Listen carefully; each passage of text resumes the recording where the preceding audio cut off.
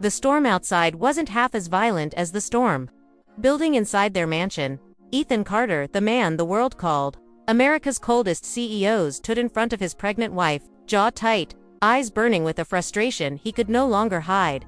Amelia held her belly, breathing slowly, trying not to cry again. "Ethan, this isn't just about work," she whispered. "You've stopped looking at me. You've stopped talking to me. What happened to us?" Ethan snapped. "I'm tired. Amelia, you don't understand the pressure I'm under. Every day it's about your needs. Your emotions, my needs." She trembled. "I'm carrying your child." Ethan turned away, pacing like a man losing control. "You're suffocating me," he hissed. "You and this pregnancy." Her heart cracked. "You said you wanted this baby. You said you wanted a family? That was before everything fell apart at the company?" He barked.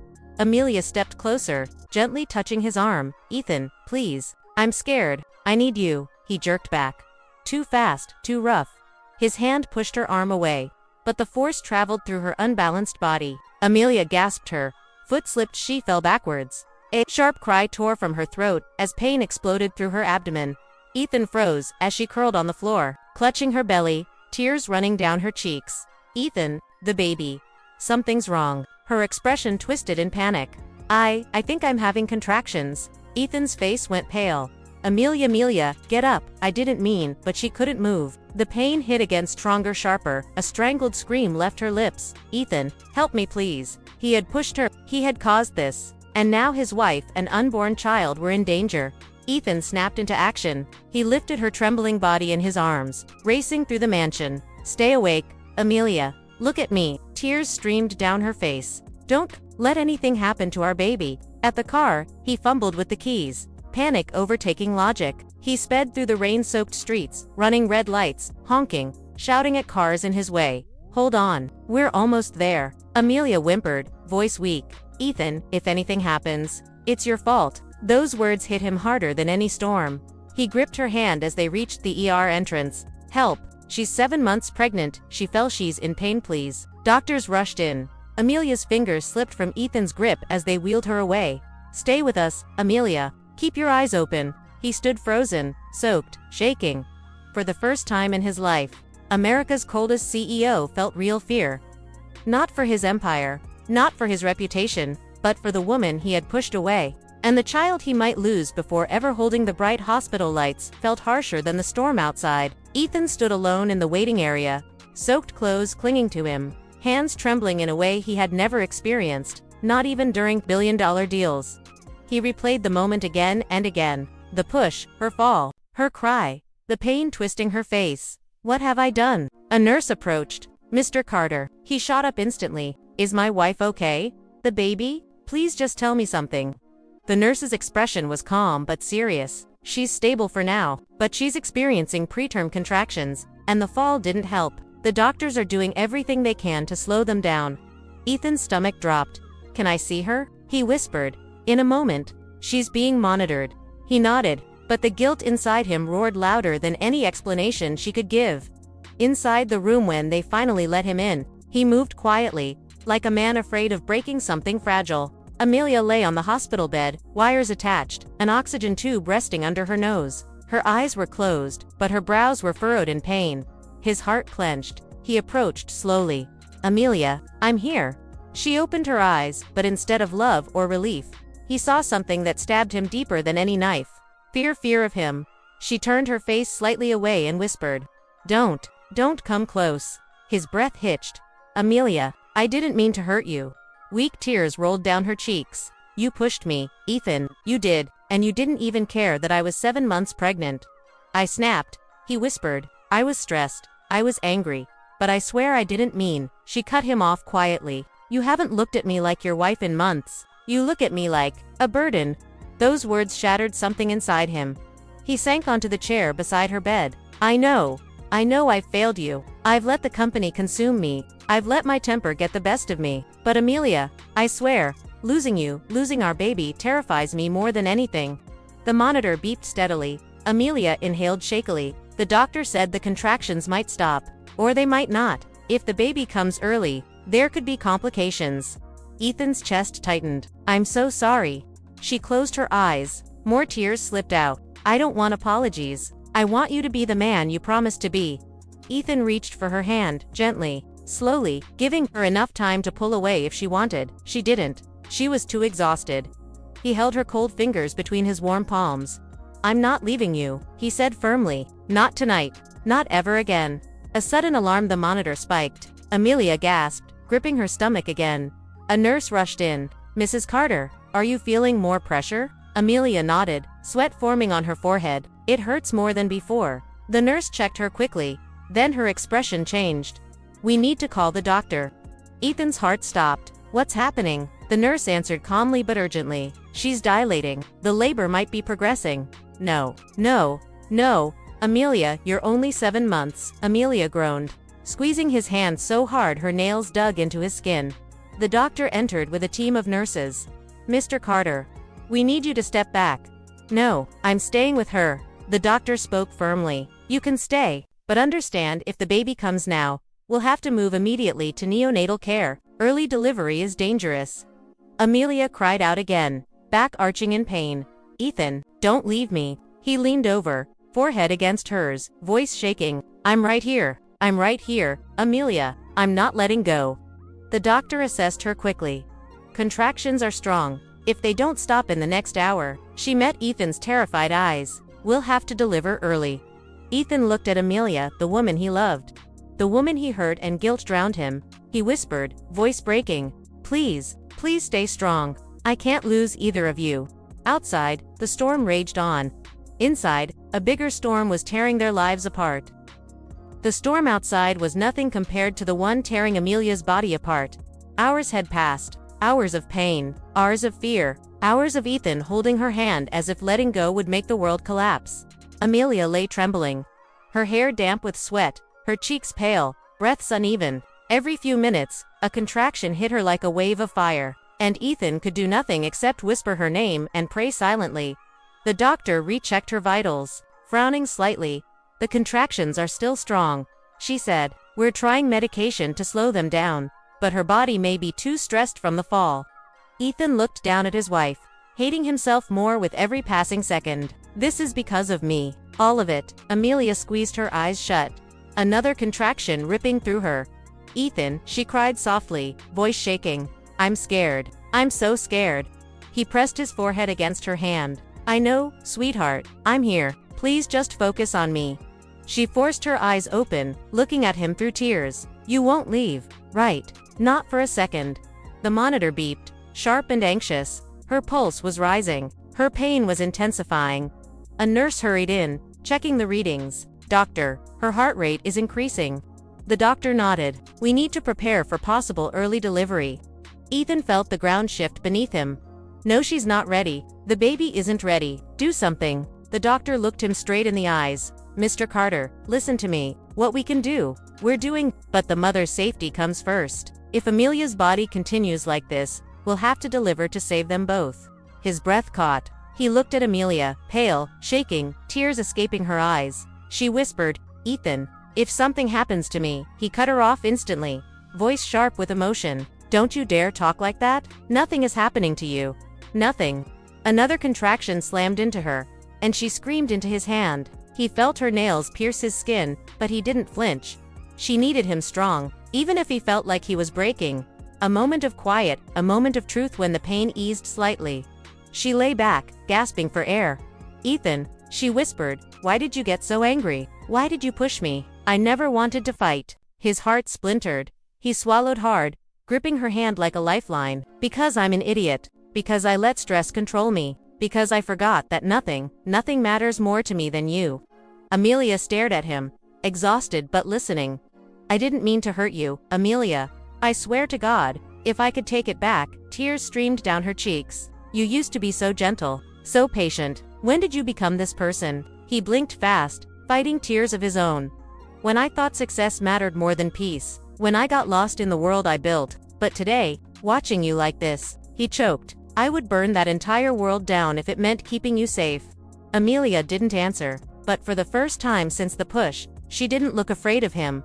The emergency begins. A sudden, loud alarm from the monitor sliced through the room. The nurse rushed in. "Doctor, we have a drop." The doctor checked Amelia quickly. "She's dilating more." The baby is coming. Ethan froze. No, no, she can't, it's too early. The doctor spoke firmly. She's 7 months, Mr. Carter. Many premature babies survive with proper care, but we must act fast. Amelia whimpered, gripping Ethan's shirt.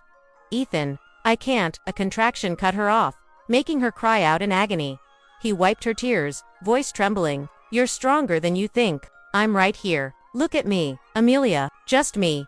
Her eyes locked onto his, full of fear, pain, but also trust. The doctor nodded to the nurses. We're moving to the delivery room.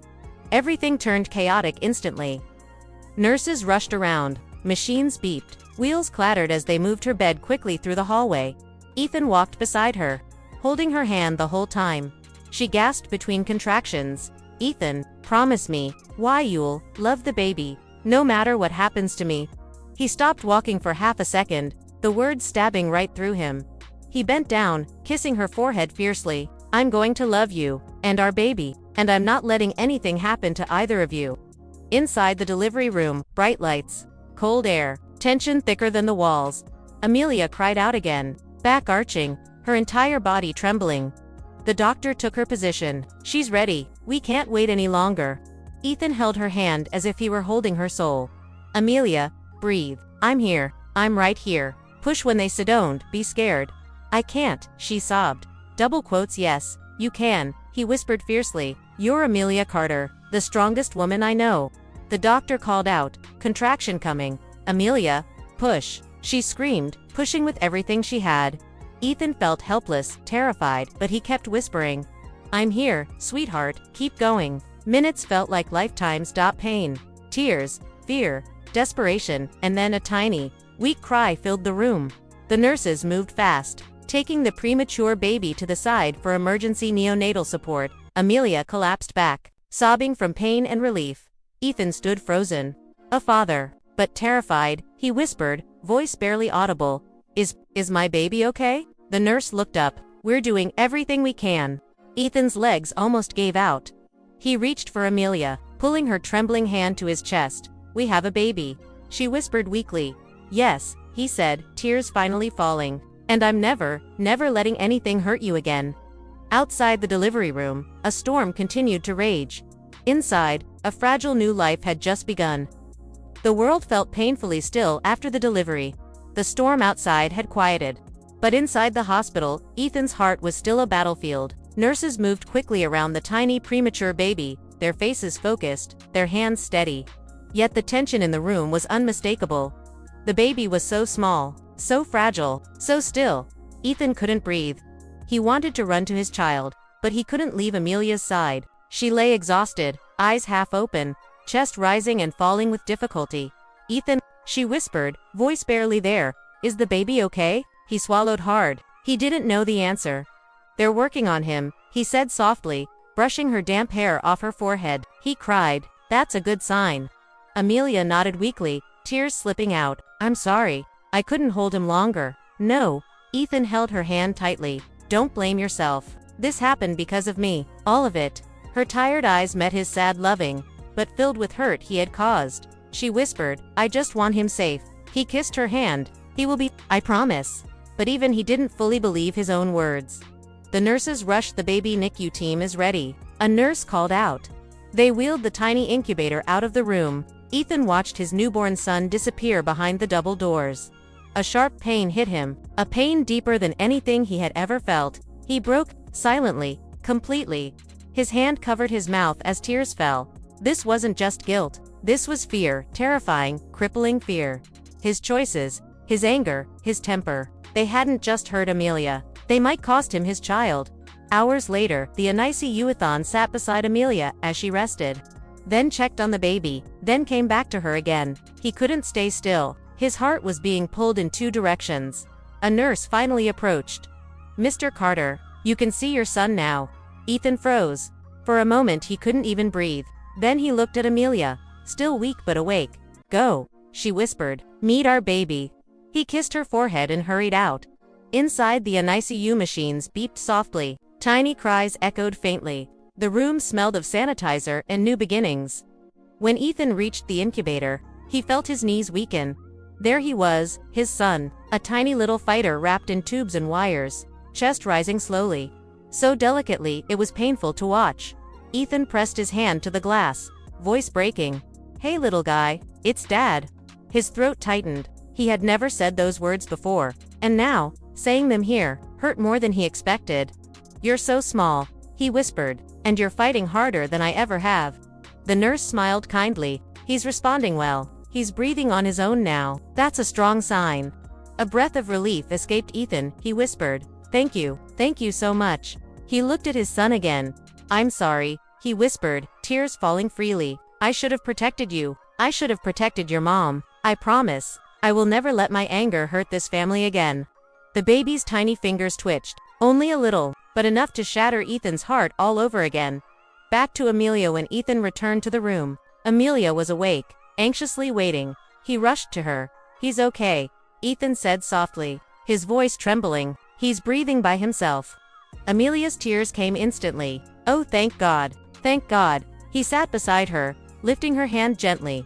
"Amelia, look at me." She did. "I know sorry doesn't heal everything. I know I hurt you. I know you're scared of me, and you have every right to be." His voice cracked. "But today, when I thought I might lose you, I realized I've become a man I don't even recognize." Amelia looked away, pain flashing in her eyes. Ethan continued softly, "I'm getting help, therapy, anger management, whatever it takes. I will not let my temper destroy our family again." She stayed silent. He leaned closer. "And I'm not saying this because of guilt. I'm saying it because you and our son are my entire world. I need to fix myself. For both of you." Amelia's lips trembled. "You scared me, Ethan, more than you know." His chest tightened. "I know, and I hate myself for it." She wiped a tear. "I don't want our son to grow up afraid." "He won't," Ethan whispered fiercely. "I swear it." Silence, soft, heavy, real. Finally Amelia spoke in a fragile voice. "I need time, and I need to see change, not just words."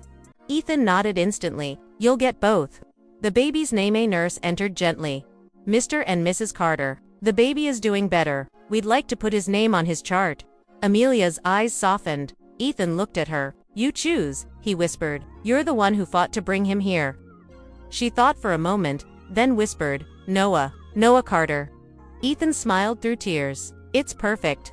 The moment of healing. Hours later, the nurses allowed Amelia to visit the NICU in a wheelchair. Ethan pushed her slowly, carefully, protectively. When she saw Noah, so tiny, so vulnerable, she broke down crying.